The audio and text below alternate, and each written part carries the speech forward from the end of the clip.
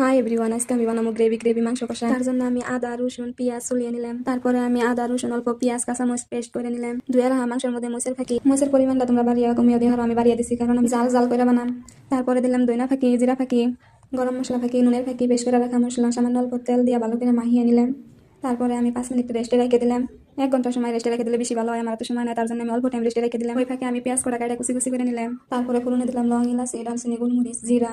তারপরে দিয়ে দিলাম কাটা রাখা পেঁয়াজ অল্প ব্রাউন কালার হয়ে আইলে ডালা দিয়ে মেরিনেট করে রাখা মাংস। তারপরে আমি মাংস নাড়াচাড়া করে এরকম যে তোমার তেল উঠা ভাব না হবো। তারপরে দিয়ে দিলাম একটা রসুন দিলাম টেস্ট করার জন্য, যদি ভালো লাগে তাহলে পরের বার বেশি করে দিয়ে রেসিপি নিয়ে হম। এইরকম তেল উঠা ভাব বলে দিয়ে দিব পানি দিয়ে ভালো করে ডাইকে দিয়ে কষিয়ে নিবো। কষানি হয়ে গেলে তারপরে আমি কুকারে সিটি মারবার দিম, কারণ আমি নরম নরম গ্রেভি মাংস কষা বানাবো। তারপরে দিয়ে দিলাম পরিমাণ মতন ঝোল। 6টা সিটি মারলে আমার মাংস তরকারি রেডি। খাইতে তো খুবই মজাদার হয়েছে। আজকের ভিডিও এই পর্যন্ত, সবাইকে বাই। দেখা হবে অন্য কোনো ভিডিওতে। ভিডিওটা ভালো লাগলে লাইক শেয়ার কমেন্ট করো।